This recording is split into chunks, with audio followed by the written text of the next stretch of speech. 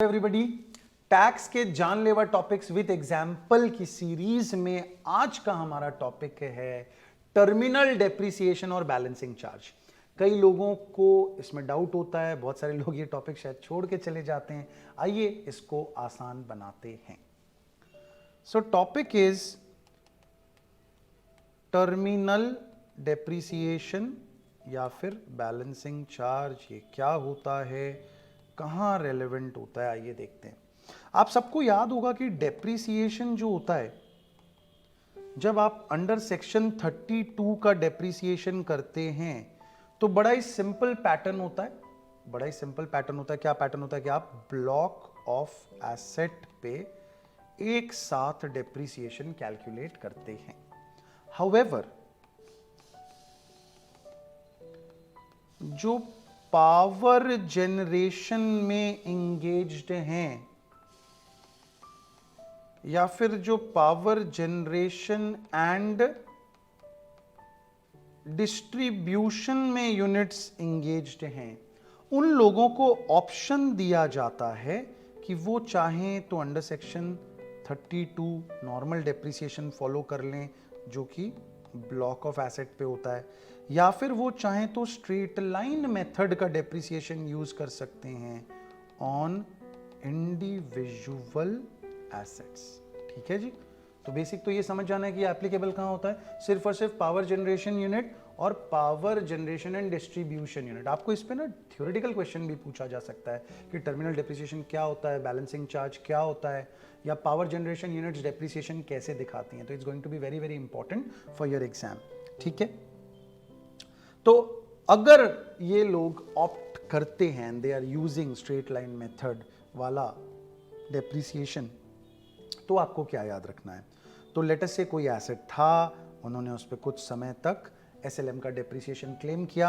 अब जब आप उस एसेट को, मशीन को बेचते हो, अगर आपको लॉस लग जाए ना, तो उस लॉस को हम कहते हैं टर्मिनल डेप्रिसिएशन।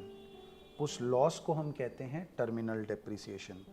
अगर आपको भूले भटके कोई प्रॉफिट हो गया तो उस प्रॉफिट को हम कहते हैं balancing charge.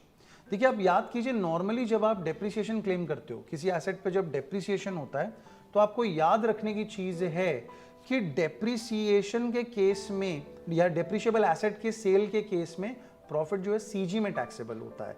STCG, LTC, STCG, एसटीसीएल अपने उसको बोलते हैं।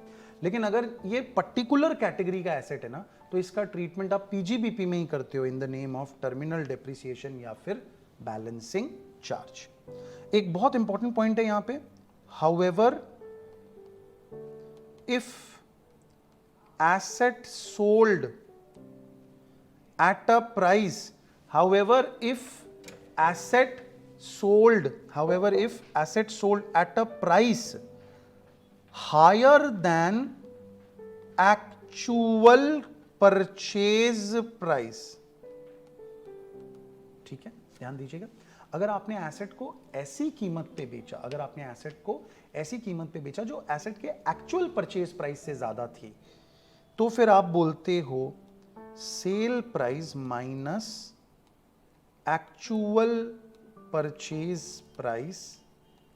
ये चला जाएगा कैपिटल गेन्स में, ये चला जाएगा सीजी में, और जो आपका रिमेनिंग प्रॉफिट बचेगा ना, जो आपका बच्चों रिमेनिंग प्रॉफिट बचता है, वो कहां टैक्सेबल हो जाएगा, पीजीबीपी में।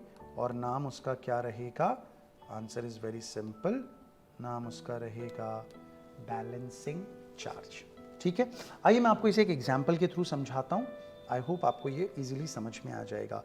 लेट अस से एक्स लिमिटेड नाम की कोई कंपनी है जो पावर जनरेशन में एंगेज्ड है। उन्होंने एक एसेट परचेज किया, तो दे purchased an asset on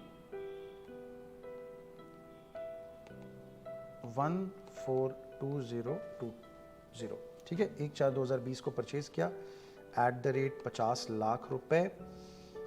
depreciation की रेट 15% एसएलएम।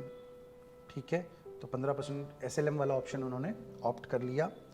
अब हमें बताया जाता है कि सच एसेट सोल्ड ऑन 15 11/2022 फॉर, आपको अलग अलग ऑप्शन बोल दिए कि भाई 33 लाख में बेचा तो क्या होगा, या 43 लाख में बेचा तो क्या होगा, और 53 लाख में बेचा तो क्या होगा। तो वी हैव दीज 3 ऑप्शंस। ठीक है, यहां तक का सवाल आप लोग ध्यान से प्रोसेस कर लीजिए इस क्वेश्चन को।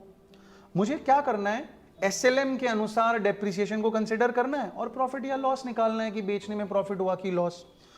एक बहुत इंपॉर्टेंट पॉइंट जो है वो ये है कि जब आप डेप्रिसिएशन कैलकुलेट कर रहे होंगे तो आपको निकालना है depreciation only for a completed year, यानी कि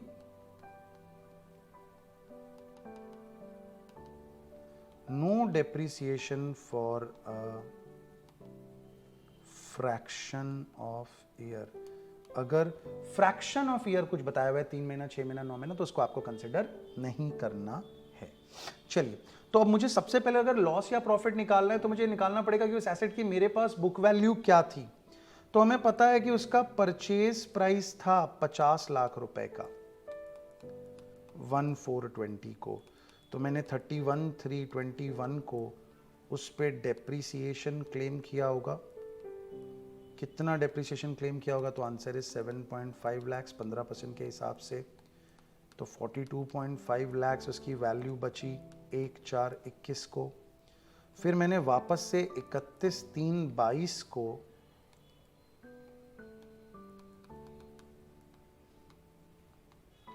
डेप्रिसिएशन क्लेम किया होगा। अगेन ये डेप्रिसिएशन भी कैसे क्लेम किया होगा, एसएलए में। ध्यान दीजिएगा, यहाँ पे एग्जाम में कई बार क्या होता है, फ्लो में आप यहाँ पे WDV पे निकाल लेते हैं 15%, बट आप याद कीजिए ये पूरा का पूरा खेल ही एसएलएम का है।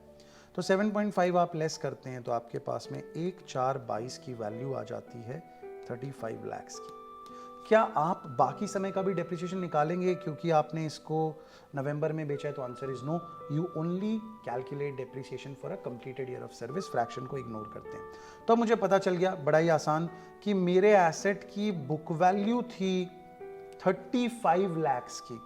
अब अगर मैं उसे 33 लाख में बेचता हूं तो वेरी इजी टू अंडरस्टैंड कि मुझे लगा है 2 लाख रुपए का लॉस। मुझे लगा है 2 लाख रुपए का लॉस। क्योंकि 2 लाख रुपए का लॉस लगा है तो इसे मैं बोल दूंगा टर्मिनल डेप्रिसिएशन। अगर मैं इसे 43 लाख में बेचता हूं तो मुझे हुआ है प्रॉफिट। 43 में अगर मैंने बेचा तो मुझे हुआ है प्रॉफिट कितने का, तो आंसर इज 8 लाख का मुझे हो गया है प्रॉफिट। इस 8 लाख के प्रॉफिट को मैं क्या बोल दूंगा, बैलेंसिंग चार्ज बोल दूंगा। थर्ड केस में मैंने इसे बेचा है 53 लाख रुपीस में। तो ऐसी सिचुएशन में क्या होगा, एक्चुअली अगर मैं देखूं 53 माइनस मेरी बुक वैल्यू थी 35, तो मुझे 18 लाख का प्रॉफिट हुआ है। लेकिन मैं इस पूरे 18 लाख को पीजीबीपी में ट्रीट नहीं कर सकता, तो मुझे 53 माइनस 50 जो कि उस एसेट की एक्चुअल परचेज प्राइस थी, ये 3 लाख रुपए को लेके जाना पड़ेगा कैपिटल गेन में। और बाकी का जो मेरा रिमेनिंग प्रॉफिट बचता है, बाकी का जो मेरा रिमेनिंग प्रॉफिट बचता है यानी कि 15 लाख रुपए का, वो बैलेंसिंग चार्ज के नाम से पीजीबीपी में टैक्सेबल हो जाएगा। आई होप आपको ये बात समझ में आ गई। अगर आपको इस टॉपिक में कोई परेशानी है तो प्लीज़ कमेंट सेक्शन में लिख के बताएं। We will try our level best to help you. अगर आपका कोई दोस्त है जो आपसे टर्मिनल डेप्रिसिएशन और बैलेंसिंग चार्ज के बारे में अपनी चिंता व्यक्त करता है तो उसके साथ ये वीडियो शेयर कर दीजिए। Thanks a lot, have a good day, bye bye.